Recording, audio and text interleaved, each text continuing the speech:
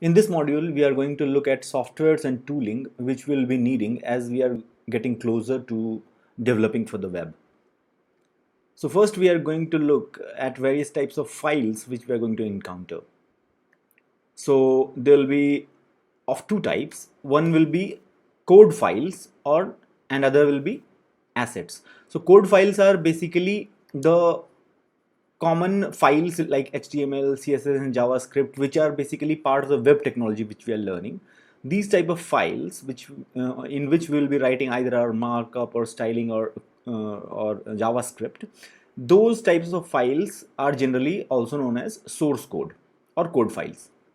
Now, there are also other types of files which are not specifically part of web technology, but they are definitely used in conjunction with our pages, right? So, for example, we will have some images, fonts. Let's say we add some videos to our HTML page, we attach some PDF files, etc. So, as you can see that these are definitely not the part of the web technology, but definitely they are used to store content which we are going to visit and we allow our users to access those files via our front end. Now we'll discuss something about the file naming convention. So the files can be named in many ways, but there is a convention which you should follow so that there is a consistent behavior as we are working locally and in the web server. So the convention is that you should always use lowercase name for the files. There should be no spaces in that, and if you need to differentiate between two words or something like that, then don't use spaces, rather use a hyphen. Okay, so I'm saying something like this. So let's say my file.html is there, then everything is small, there is no spaces, and if we want to differentiate, have a space something like that between my and file, then don't put a space as such, just hyphenate it, right? Now something like this is not recommended. So you are doing something like my space file or something like in capital letters. We'll see why, but let me give you an example. So let's say I go to example.com, right? Now I obviously this file will not exist, but I'll just show you anyways. So let's say my file dot html, right? So see my hyphen file dot html.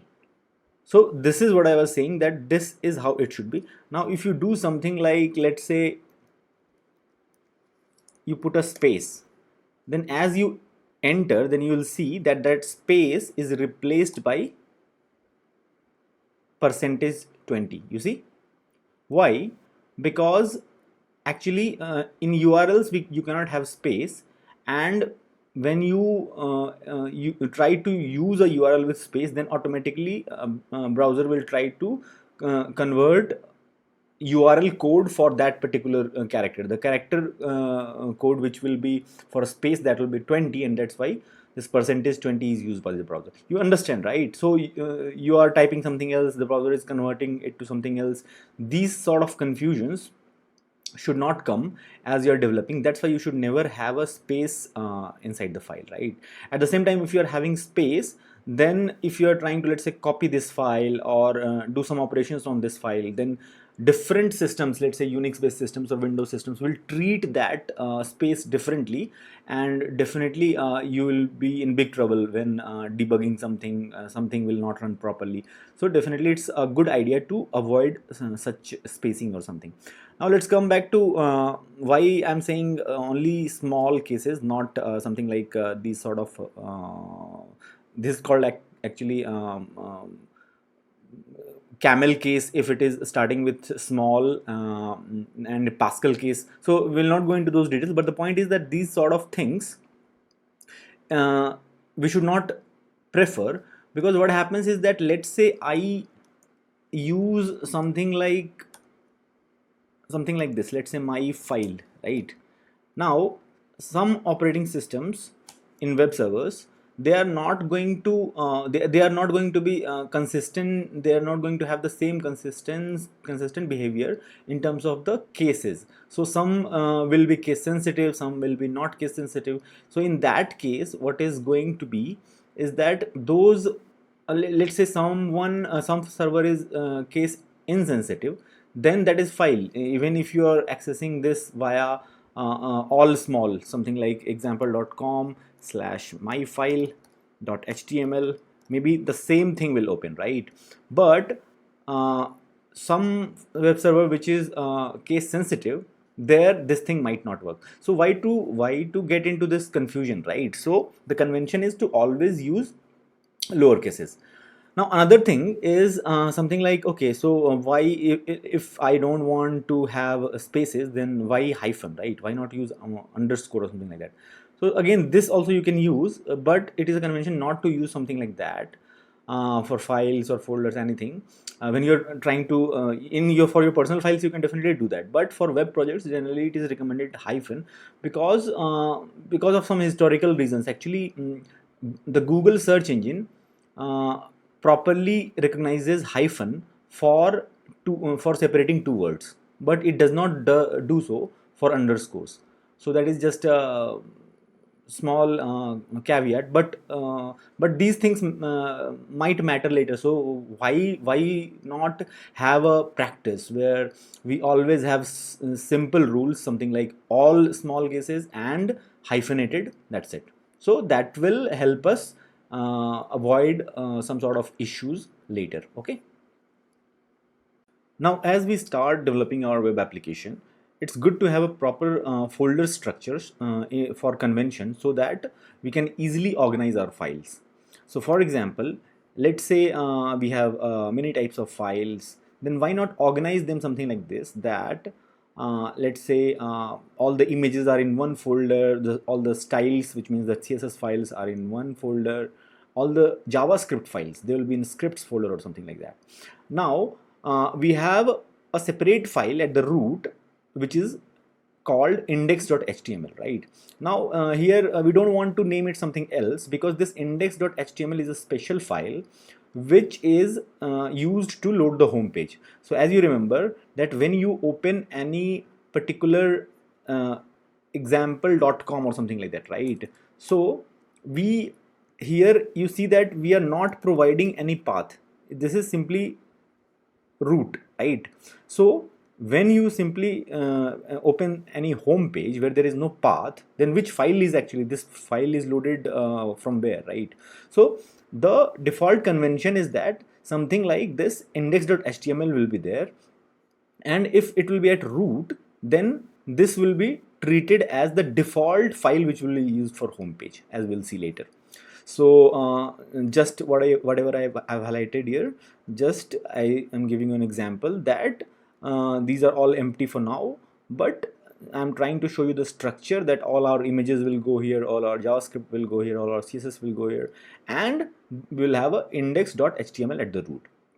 Now, I would like to highlight one thing, that on some Windows systems, your file extensions might be hidden, which means that instead of index.html, if you create an index.html file, you'll simply see index, not this extension .html. So in Windows, if something like that you are watching, then what to do is that there is a Windows Explorer folder options where you can go, and this hide extensions for known files. So if by default it is checked, you go there and uncheck it, right? Which means that I don't want to hide extensions, right? And then this proper full name will be visible. This full name is visibility is important, because we properly want to see that the files which we are dealing with, what is their extension, so that we don't have any confusion. Now we will see some tooling regarding our developer environment setup. So the first thing is that we have to install Node.js and npm. Node.js is basically a JavaScript engine which we use for our development purposes. So these days, what happens is that the final web application which is built is run in the browser, but while development, the whole development ecosystem is around something called packages, and those packages come as part of this npm, which is something like which stands for node package manager. So there is node.js, and actually these two you don't need to install separately. When you install node.js, this npm comes bundled with it, right? So after we install node.js, this thing also comes, and using these we can build our projects, as we'll see later that this is very helpful in getting the packages, reusing open source packages in our projects which are already there. Now where these are there, see, there is something called npm js. So this is like a repository of all the packages. You can see that lots of people are using, right, these things. So the point is that once we go inside this node.js ecosystem. So earlier I told that node.js is used in the server, right? Actually node.js is obviously used in the server as we are deploying it as a backend, right? But during development purpose also, the this whole ecosystem. So for example, even if you're just building front end, trying to build the front end part, then also there is a whole tooling, like for example we'll see something like webpack or something. This whole build chain, the ecosystem is properly developed around this node.js, and that's why our development, the first thing which we'll need is node.js to be installed in our local system. Now just also note that we don't want some older versions, right? Because some of the features which we might be using in this course, that might be available in higher versions. So we will assume for this course that you are you are already installing node.js which is at least 16, version 16, right? And then whatever npm will also have version something like 7 or something, but whatever version comes along with it, that should be fine. Now the point is that how do we install this node.js? And as I mentioned you earlier, this npm thing comes bundled with it, right? So we don't need to install it separately. You will see that. Now I was showing you npm, right? So here like any packages, for example, you can see that React, which is one of the most popular ones, right? We told that in backend we'll be using Express for building APIs. So all these things are available, right? So one of the packages we earlier saw, serve, right? So that is also an npm package. You will see that, see, serve package is here, and you can see the whole documentation of it, the uses of it, that how we are going to use that. Apart from that, its source code can be visited on GitHub using this link. So you can understand, like, this is the whole ecosystem, and this is sort of a centralized place where you can see all your you can see and search all your packages, and explore that what you should use inside your local setup, right? Now we'll go and try to see that how to install node.js. Now obviously in my system it is already installed, but I'll just give you a glimpse. So for example, you can type node.js and then you can go to its home page. So you'll see that you will see download options for your operating system. Now I told you that it should be at least 16, right? Now this there is something called current and there is something called LTS, right? So what happens is that most of the projects, open source projects, what they will do is that they will have something like LTS, which is a long-term support, and this is the current one, the most recent version which is released, which means that, let's say tomorrow version 18 comes, right? Then obviously people will start using 18, but okay, will they support 17? Support means what? If some issues, bugs or something comes, then will node.js community properly release its patches so that you can upgrade it for any issues, fixing any issues, right? So the concept of LTS is that you can rely on this 16 dot something, which means that they will be going to have long-term support for this 16 version, and that's why they are calling it LTS, which means that let's say 17 comes, 18 comes, 19 comes, but they might still support 16. And let's say when after a few years when 19 or something comes, then they might make 17 or 18 the long term support version, right? Which means that they're just ensuring you that this version you can rely on it. If you install this thing, then it is going to work for you for a long time. That is just a long way of saying that. Okay, so I'm not going to show you how to install Node.js on your systems, but because it will depend on your particular operating system, which your operating system you are on. But definitely there are lots and lots of tutorials on YouTube where you can go and see that, okay, the let's say you type simply install Node.js on, let's say your operating system is Windows, then Windows 10 or 11, whatever you have, and then you will see a lot of videos where you can properly go, and they will show you step by step that what are the things you need to do in order to get it installed on your system, right? So any video which works for you, that will be fine. But at the end what will be happening is that you will be starting, so as I mentioned, you should install this thing, 16 version, which you'll be using in this course. So anything greater than 16, even if you are installing anything greater than 16, that is fine, but at least it should be 16.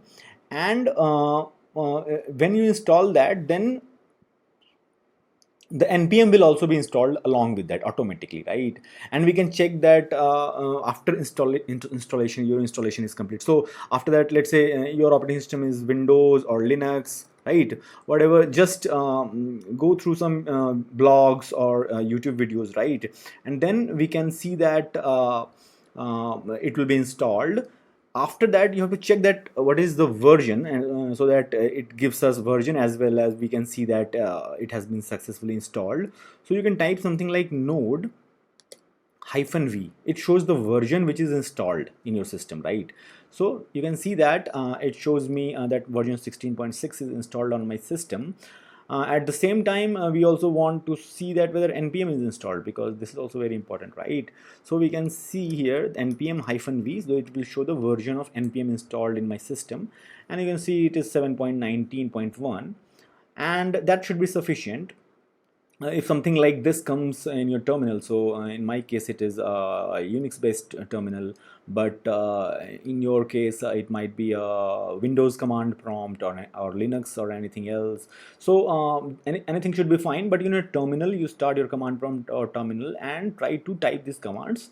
If this sort of things comes, which means that you have successfully installed node and npm, right? You have to try this, and then we'll see if there is any issues. But the point is that if after installation you are not getting this thing, which means that there is something called path variables, where even if you have installed that, and that is not available in your path, then these commands might not work. So for example, so after that you can do a bit of googling, something like, let's say, node.js path windows or something like that, and then you can go to some Stack Overflow and they will give you a few answers. And so in the recent versions I have heard that automatically just let's say node.js for Windows, and you simply install and everything works out of the box. But if it is the case that it is not properly working, then there is something called path variables, which you might need to set to properly point your installation directory in the path variable. So firstly I'll tell you what is this path. So whenever the shell starts, what are the executables which are available at from the to be available to be accessed directly from the terminal, you understand, right? When I'm writing node, actually I'm not saying that where is this node, right? Where is this node? So actually if it is available in the list, or in the path, it denotes the list of the folders which is going to check for something like whatever commands you're trying to run. So it should be available there, otherwise it will not run.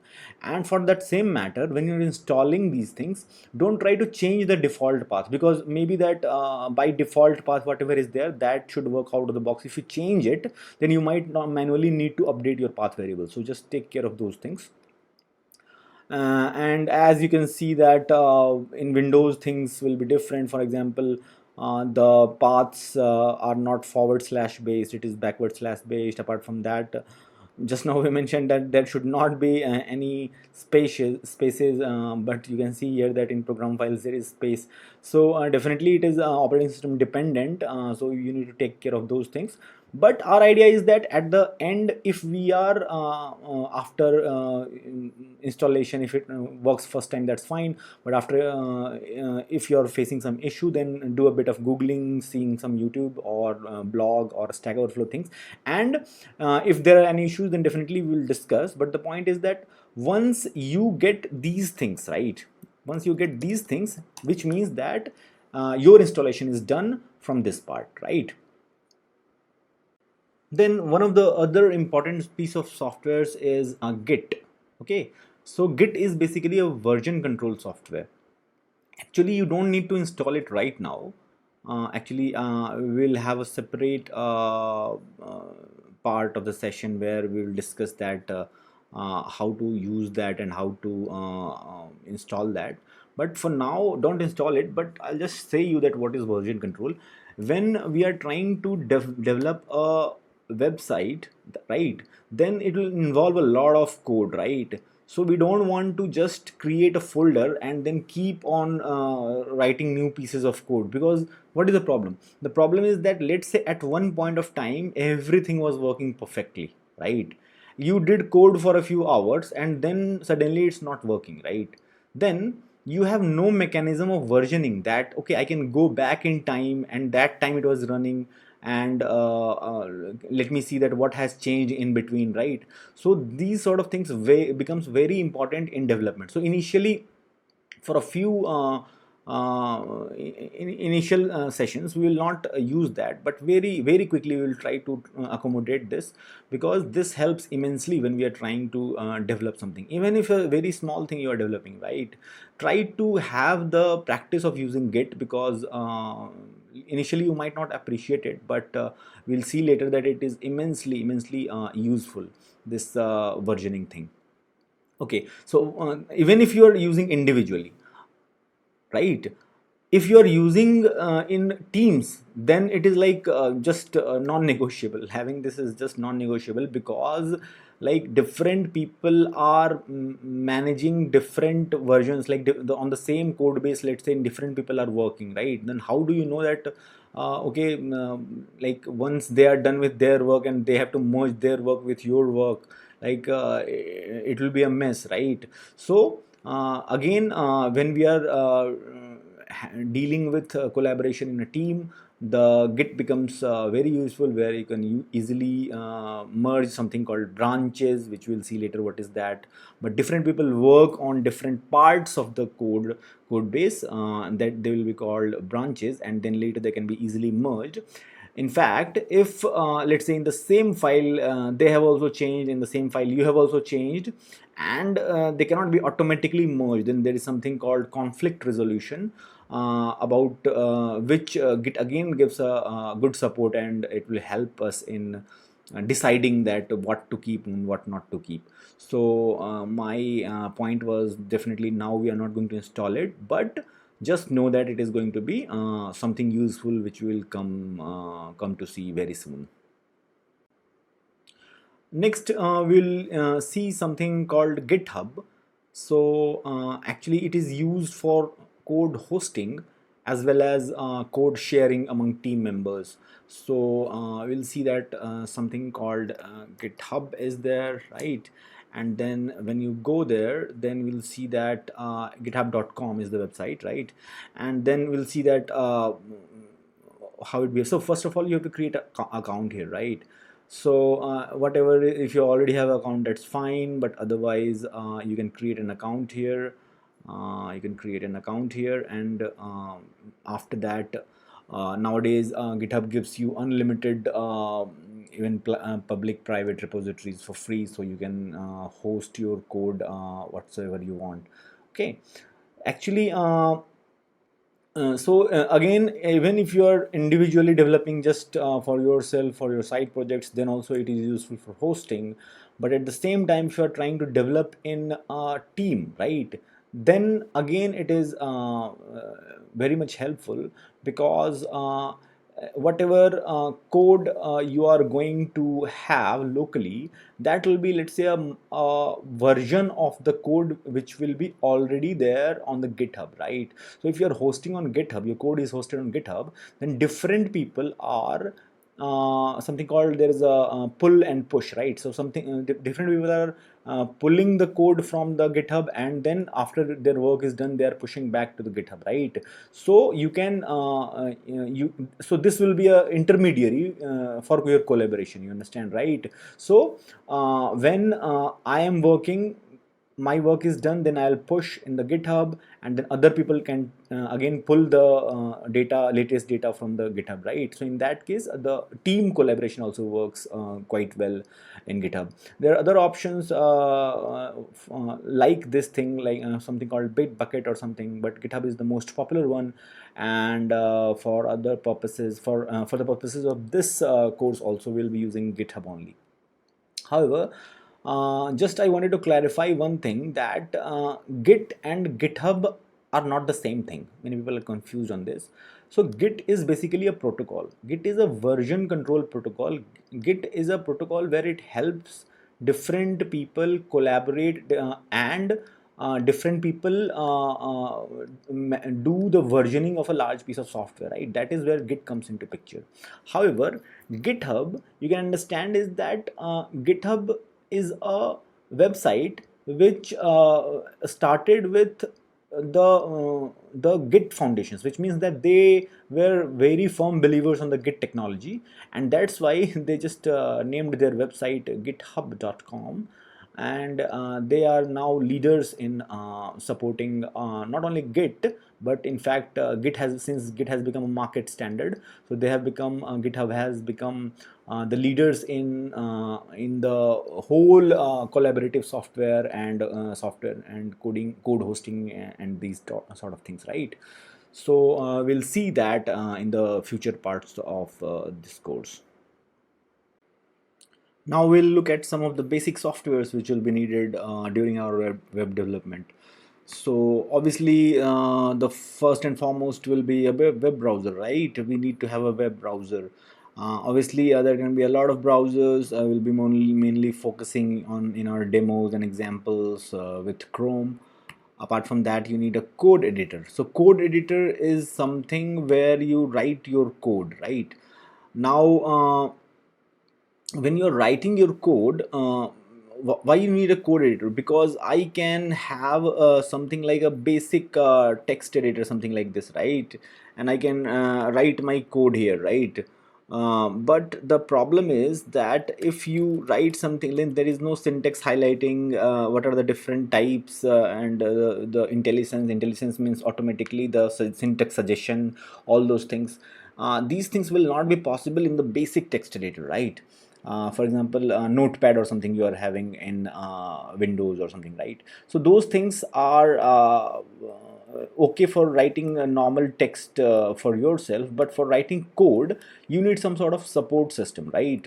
Now earlier the most popular of these were called IDEs, right? IDEs, which is called an integrated development environment, right?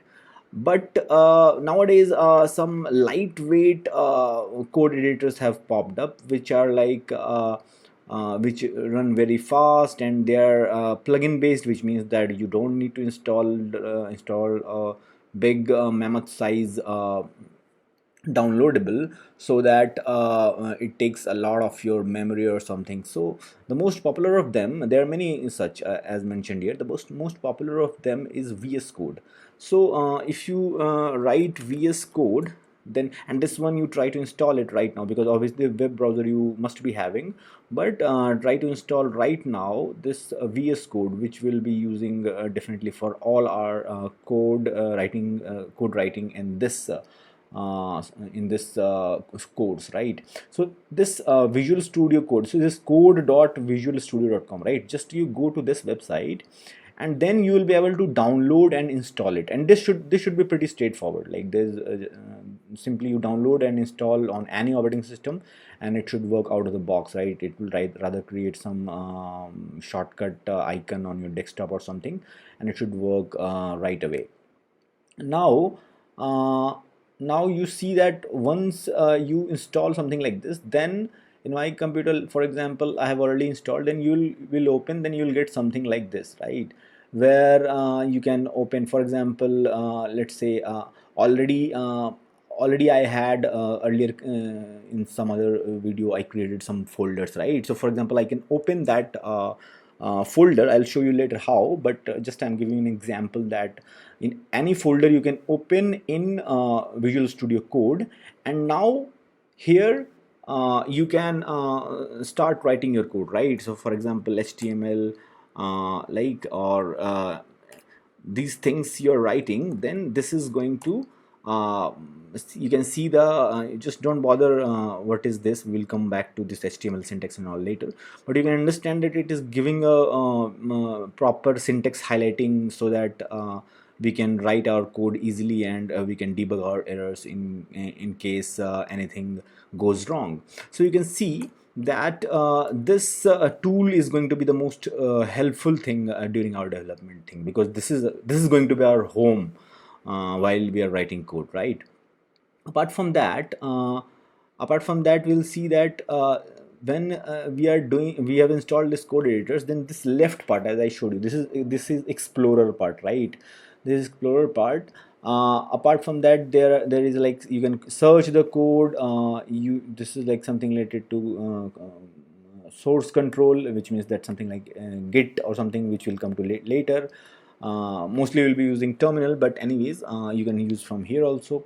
And this important part is called extensions, and that's what I was saying. That's the that is the most beautiful part of these sort of lightweight code editors, which means that you are installing a minimal version of the editor, and then whatever you need, you can search through a lot of, like, thousands and thousands of extensions are there, and then you can search anything and you can install those things, right? And once you click a button, that support will come automatically to your code editor, right? So that is going to be pretty helpful.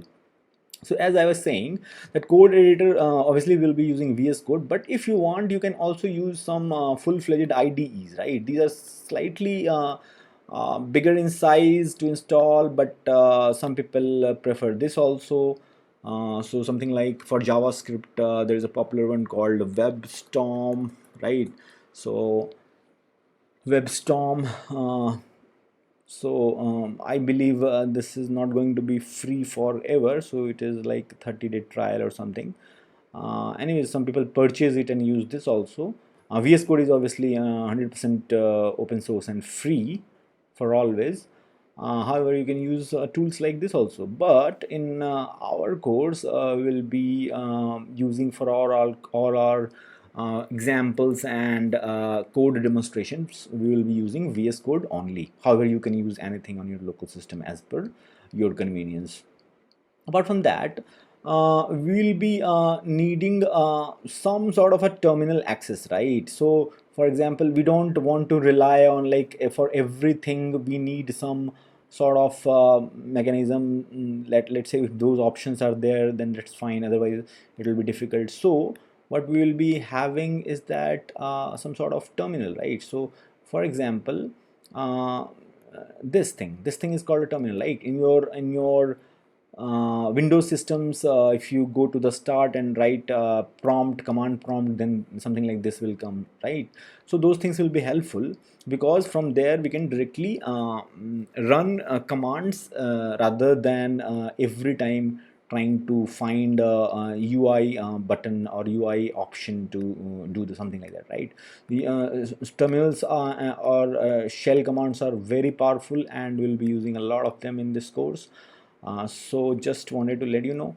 Now the thing is that these terminal sort of things can be of many types, right? One, I showed you the system one, right? So this one is like the system one. Every system will have its own. Most of the world, open source world, works on Unix systems. So if you're having a Linux or Mac, then they are Unix compliant, which means that all the commands will work out of the box. However, in Windows actually, the Windows command, the command prompt will be slightly different, right? So there has been many attempts by many companies in order to solve that issue, and one of the projects is called Git Bash, right? So if you want, you can try this out. Actually, you don't need to install it right now, because when I will be discussing how to use Git, then I'll show you how to install this. And the purpose of this Git Bash is basically, Bash is basically a sort of a terminal runtime environment for most of the Unix systems. So they are trying to simulate some very basic commonly used commands in Unix systems. They are trying to simulate it in a Windows based environment, so that you don't need to learn different things in different environments. So this is quite helpful. We'll see that later. But I just wanted also to say something like, there is a editor built in terminal also, right? Which is something like this. So let's say you are editor, which means that, let's say you are in a VS Code editor, then you see that control and backtick. If you press like control and backtick, then some terminal like this will open, right? And you'll see that wherever your folder has you have opened, whatever the folder you have opened in this VS Code, you are directly there, right? So for example, if you see, you do ls, then you will see that all the files which are there, then that those files will be listed, right? And some people prefer this integrated terminal. I actually prefer directly using this terminal, right? Why? I don't know. This is my personal preference. Why? Because see, uh, most of the times you would have this side pane open, because this is like this will have a lots and lots of all the files will be there. So for quick navigation, this thing will be open, right? Now you can see that already like this much real estate is gone. Now if I again open this terminal, then if this again this much more real estate is gone, then basically my code will be in a very small area, right? So rather what I do is that I prefer to close this. I don't want this. I need the full height to be code only, so that I don't need to do too much scrolling. And then once I'm done, then while running code, I go to the terminal and run it from there, or I can have it like side by side, whatever. But the point is that it's your personal preference, and whatever you want, you can do it. But I just wanted to show you that apart from the system terminal, you also have an editor built-in terminal. And for Windows people, you can try it out. Git Bash, I've heard it is pretty good. And once we are done with all of those, then we'll see these two things: VS Code extensions and npm packages. In passing, I already mentioned about VS Code extensions. They are pretty good, because I mentioned that, let's say you go here and let's say you want to install, I will discuss later what are these extensions, but I'm just giving an example. So some extension called live server is there, let's say, right? So live server, you simply search it, and that thing will come, and you don't have to do anything. Just do a single click here, and this thing will be installed on your VS Code. That's it. So this is as simple as that, right? So now you can understand that thousands and thousands of packages which are called extensions in terms of VS Code terminology, these are there, and they will be pretty much helpful to us, right? For particular tasks if we need. Now we'll see how to use those. Just I told you in passing that okay, something like this exists, and we'll make proper utilization of these things in the later sessions. But I also wanted to say that there is something called npm packages, right? So we'll see many different packages, but I just wanted to give you a brief idea that I'll not show you how to install, but you can install something like so. Now we are ready, right? Now we are ready, because I already told you that now you have node, right? Now you have node, and now you have npm, right? which means that this npm command is available in your terminal. So in your terminal or in your git bash, wherever you are, this if this npm command is available, then you can use npm install something like this, and then the package name you can give here, right? So we'll see whatever is the package name. But the point is that these sort of things we'll be using in future sessions, but I just wanted to let you know that this whole stack of all these sort of software, some of you just install it right now, some of them we'll see later, but this sort of all sort of softwares which we'll be using frequently in the next set of sessions when we start developing in a full-fledged way.